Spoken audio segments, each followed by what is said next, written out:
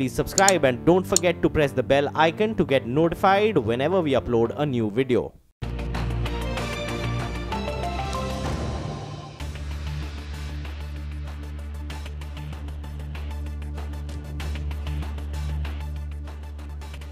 Good evening, you're watching CNBC-TV18 and this is After the Bell. Here are the headlines that we're tracking as are.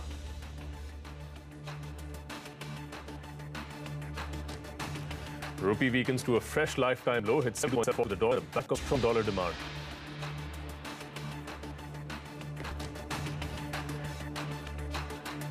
Equities stumble for the second consecutive session. The Nifty gives up 11,300, becomes the worst performing index in Asia today. The Sensex also sees a fall of over 500 points. Only 6 Nifty stocks end the day in the green.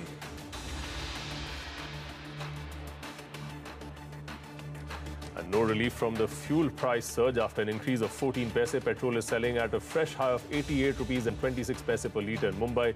Diesel prices also hiked by 15 paise per litre.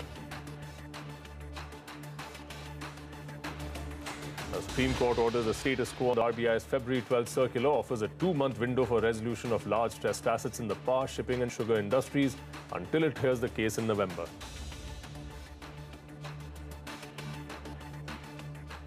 Much of the bankruptcy resolution has to take place out of court, with the shadow of bankruptcy essentially acting as an ultimate threat for promoters and bankers who don't get their act together.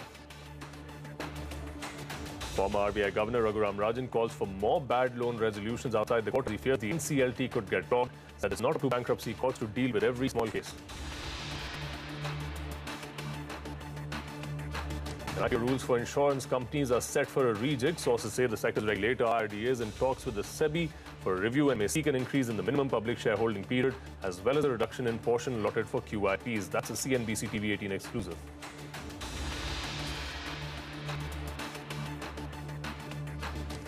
Right, so plenty of headlines, but let's start with all the action from Mint Street, where the rupee raised its morning gains as is again trading at fresh lows. So the Indian currency has now slipped to 72.74 against the dollar. Remember, yesterday the Indian currency closed at an all-time low of 72.67 after witnessing strong dollar demand from importers, among other reasons. Manisha Gupta joins us now with more on the rupee's fall. Manisha, what are the triggers? The usual suspects, dollar demand as well as high crude prices? Well, you mentioned a couple of them for sure. Yes, the high crude oil prices, which have been inching higher today as well, $78 to a barrel, is one of the major reasons because the import bills clearly have been ballooned because of that. The other one, of course, is the US-China trade war fears, which seem to be intensifying, while, of course, both the countries are talking about the import statement or import list there. But another thing that China seems to be mentioning right now is that it would devalue yuan. Now, remember, that has been something that the US hasn't found favor with. And if China actually does go ahead and devalue yuan, it can have a rippling effect on other of the Asian currencies, including rupee. And that is something that the rupee has taken pressure from as well.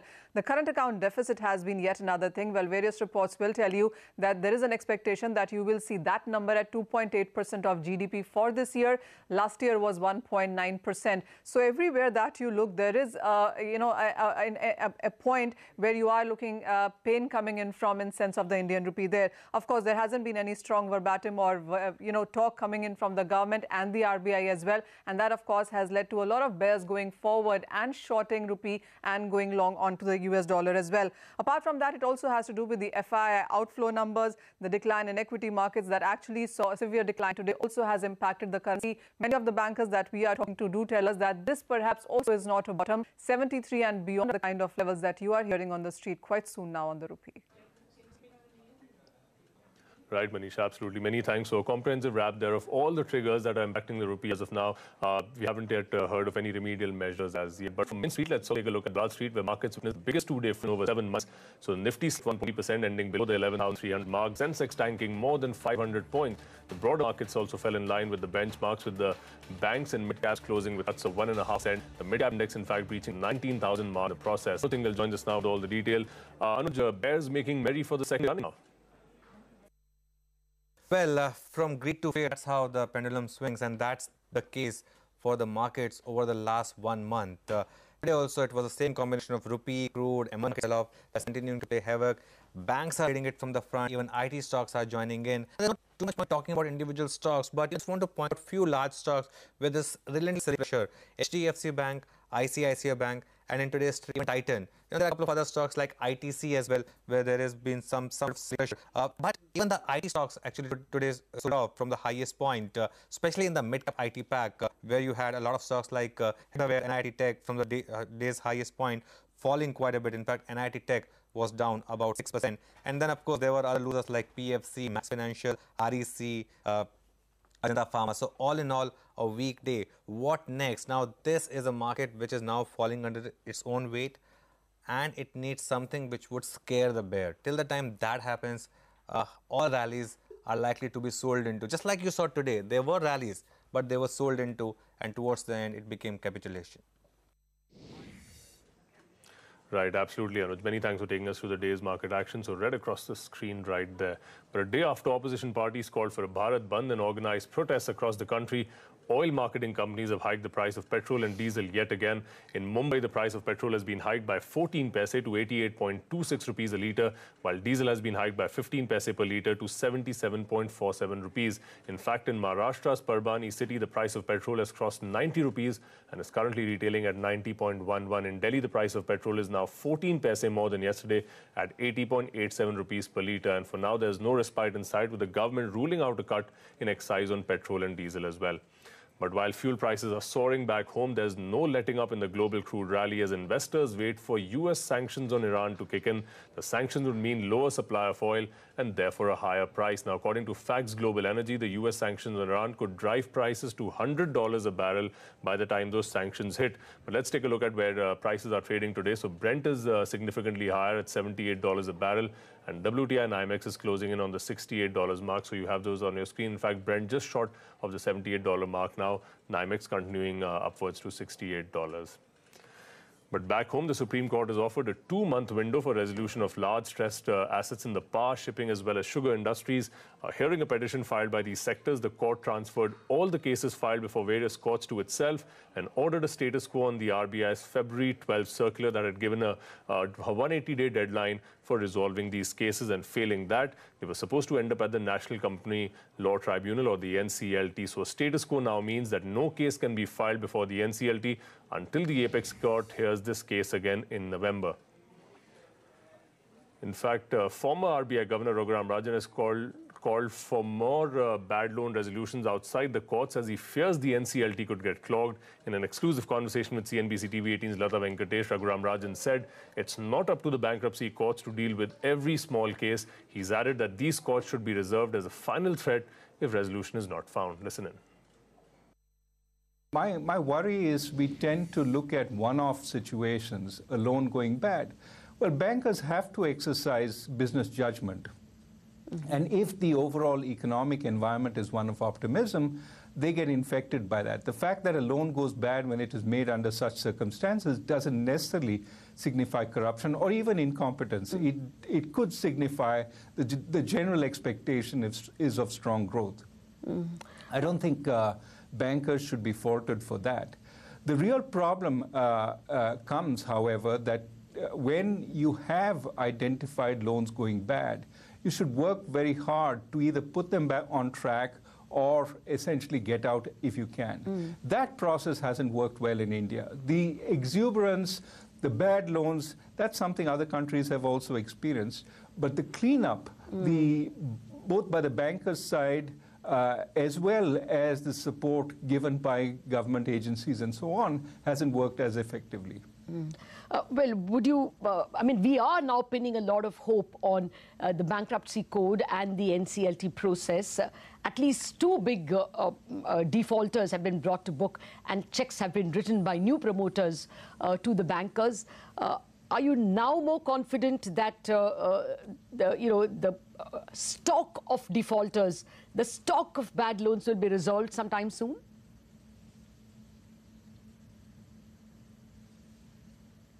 Well, first, I have a more detailed note on my website, and that's my reply to the Parliamentary Estimates Committee, and people could look at that directly for a more detailed view. But really, I think the bankruptcy court is a very important, useful development, but we have to see how it plays out.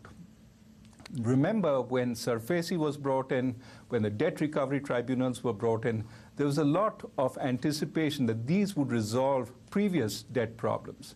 And very soon the courts got clogged in appeals, counter appeals, and essentially recovery started dropping very quickly after the initial successes. It is very important that we make sure that the bankruptcy courts don't succumb to that very same process, which means that they have to deal with high-value items, a relatively small number, but much of the bankruptcy resolution has to take place out of court with the shadow of bankruptcy essentially acting as an ultimate threat for promoters and bankers who don't get their act together. It is not the place of the bankruptcy court to deal with every single situation of distress. If we try and do that, there is simply not enough capacity in the system to handle that, and we will find we're back to square one. Okay, well, I guess many people are trying to resolve problems before they go to the NCLT, but the Reserve Bank has now made it practically mandatory that all loans above 2,000 crore, if stressed and not resolved for 6 months, should go to the NCLT. That's not the way to go? You think it can clog the NCLTs?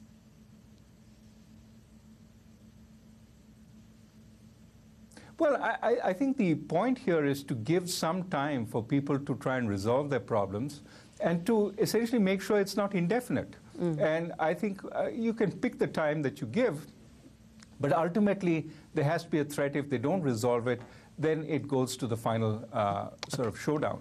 So I think what we have to hope is much of the resolution gets done outside. Bankers sign on to it, the promoters bring in equity, we get the projects back on track rather than leave them languishing. That will be beneficial to the country and to its growth. And in the meantime, the NCLT deals with a few really tough cases.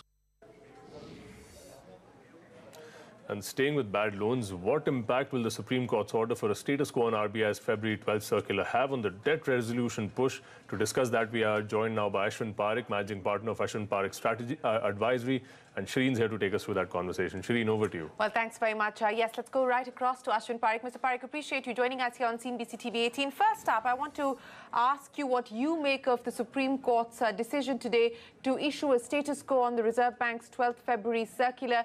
This has, of course, been a great controversial circular which has gone to many courts now, and the Supreme Court now basically pulling in all cases to itself, saying no action till November. Do you see this as a setback for the IBC process?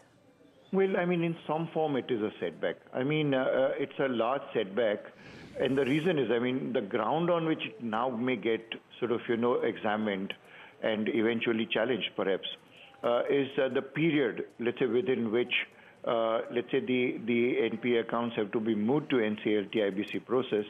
So, I mean, instead of 6 months, we may come across a different approach altogether. Who knows? I mean, the court will have to really look at and examine this. But it does give a bit of a jolt, to the extent that, if we were making the banking system and if we were making the regulator, in some form, at least push the recovery situation in the banking so that it can restore its capital and get back its capital, it's certainly going to have a bit of a setback. Now, where do you stop from here? I mean, if one aspect is challenged, for example, and we may say, okay, it need not be 2,000 crores. I mean, it can be 4,000 crores, 5,000. Where do we stop? Because each and every promoter, each and every case will in itself have enough grounds, which they can take to the court. What about, and Mr. Parekh, what about the cases where the process has already been initiated at the NCLT? Exactly, because then what may happen is, I mean, the amount of effort that has already gone into, resolving some of those cases, I mean, I'm afraid then once again people will get an opportunity to really get them reopened, get them re-examined, in which case the recovery suffers. I mean, as such, we know that the entire process has taken much longer than what was envisaged earlier. We were talking about resolving by December. We said the banking system should recover at least about 2 lakh crores, from out of that 4 lakh crore account, the first set of accounts which the RBI gave to the banking system. And the banking system is putting its best effort. The judiciary, I mean, the quasi-judiciary system is putting its best effort. Now, in that backdrop, a sudden change, for example, or a re-examination of the entire approach could certainly create, I big jolt, I must admit. It creates a big jolt. I want to get you to comment on what we're hearing from the banking secretary, sir. And this obviously in the context of what the Supreme Court has said. Now, the banking secretary is saying that the government expects huge recoveries in the second quarter of FY19, that promoters are willing to pay up outside the NCLT. Do you believe that from a government's perspective also, this is in fact something that they wanted? Because while they did go to the Allahabad High Court, the power companies moved the Allahabad High Court, it didn't go in their favor. What we are given to understand is that the government was also hopeful, at least the power ministry was hopeful, that some relief would have been provided to the power sector. And here, the Supreme Court has basically taken a sector agnostic approach and ordered a status quo across the board. So, the government also perhaps is breathing easier today. Well, it cuts across the whole thing in both ways. One, it may breathe easy, but at the same time, let's not forget that for the public sector banking, the government will be really required to bring the capital that the banking system will require to, even grow the economy for that matter. So, coming back to the basic issue, I suppose the 12 February circular, which challenged the earlier mechanisms. There were several mechanisms, including the S4A mechanism, the CDR mechanism, originally the SDR, as we then thereafter called it. Now, these were the mechanisms which were in some form or the other outside of the court or outside of the system in the sense that it was a play between the promoter and the financial lenders. Now, and then it was working in a slow manner. We wanted to give it a bit of a push. Now, if you want to give it a push, then it has to be converted into a program. If the program itself gets challenged, then we'll have to see what exactly happens now. In a situation like, hey, we can go back and restore the STR and CDR mechanism or S4A mechanism for that matter, which is all outside of the courts, basically, But once again, then in that case, the investigative agencies start, running after the bankers. Here, at least in this particular case, there was NCLT involved, so the bankers were making decisions. Now, we can go back to a situation where, once again, bankers may once again wonder whether they have to really make decisions or outside of the court arrangements. So you're basically saying, Mr. Parikh, that this has increased the degree of uncertainty that this sector was already faced with? Largely. And we're not just talking about the uncertainty now with the financial lenders or with the system or with the promoters, but let's look at some small market of, let's say, bidders and those who are interested in investing in the stressed assets, outside of India and in India, both domestic and overseas. They were waiting for the NCLT IBC process to really take its roots and strengthen. Now, they will also wonder, whether they should really, this is a good time, for them to invest in stressed assets at all. So, it's the sentimental impact, basically, on all the constituents, I suppose. Not just the bankers. I'll end by asking, but the entire ecosystem. I'll end by asking you, do you believe that this leaves the RBI undermined? Well, so then in that case, once again, and the question that comes up is then what will be the regulator's role then in that case? Is he responsible for monitoring the recovery at all, which is what he was actually doing? Or does he really then allow the banking system to take the process on its own outside of the process, out of the judiciary process, and try and resolve, which has been happening for all these years, and because it wasn't really functioning efficiently, then the RBI and both, the Act had to step in to give it a bit of a direction and push. So, we are actually into a situation where, yes, the regulator's position gets undermined, and now he will have to work out a new course. So now he'll have to chart out a new course under this revised circumstance. Well, we don't know what those revised circumstances will be. We'll have to wait till November when the court picks up on this matter again. But for this evening, Ashwin Parikh, appreciate you joining us here on CNBC-TV18. Just to take this conversation forward, as we speak of NPAs, the banking secretary says the government expects huge recoveries in the current quarter. Let's go across to Sapna now for more. Sapna, what is the reason that the government feels so confident of the recovery process picking up steam in Q2? So twofold approach over here that we need to keep in mind. Of course, big cases like SR and others are up for hearing probably tomorrow in the Supreme Court. So somewhere around 49,000 crores is the number that is being spoken about. So that is for the NCLT. So that's one big expectation here. That will be a straight positive for the banking sector and also for the government's approach to tackle NPAs. The second aspect, and this is outside the NCLT, is basically trying to make the DRTs more efficient and trying to ensure that whatever pendency of cases is there under the SAFESI laws, they are brought to the fruition. So very quickly on the DRT front, to make it more efficient and streamlined, basically they have increased, the government has notified the increase in the threshold limit for filing of cases in DRTs from 10 lakh rupees to 20 lakh rupees. That's one. Because by value, such cases were only 4%, but by number, it was pretty huge. So currently, the number was as much as 41%. This will help declutter the DRT. That's one. Second, equally important would be the e-auction bazaar, which, the government has already initiated in conversation with banks and IBA. A new system, a fresh system has to be put into place. Wherein the e-auctioning of properties will, bring everybody together. So be it under DRT or be it under SAFESI, this is going to be a common platform. Third, also bringing the e-software modules for DRTs just on the lines of all your other high courts and district courts, so that, there's a common database where people can come together and check the details. And last but not the least, even under SAFESI, for example, we get to understand around 10,000 cases have been pending by PSBs at least. So basically, instructions have gone out to the chief secretaries of various states, wherein they'll communicate to the district administration and make sure that, the seizure of properties is done within 60 days by banks. So that is basically going to expedite the process of kind of resolving outside NCLT. The value of such properties is that is the hope. Crores. Sure. That is the hope that the government has. But remember, there's many a slip between the cup and the lip. Sapna, appreciate you joining us with those details. With that, it's time for us to wrap up this edition of After the Bell. Stay tuned to CNBC-TV18. Markets today will take the action forward. A down day today as well for the Sensex and Nifty across the board selling. That and more when we return.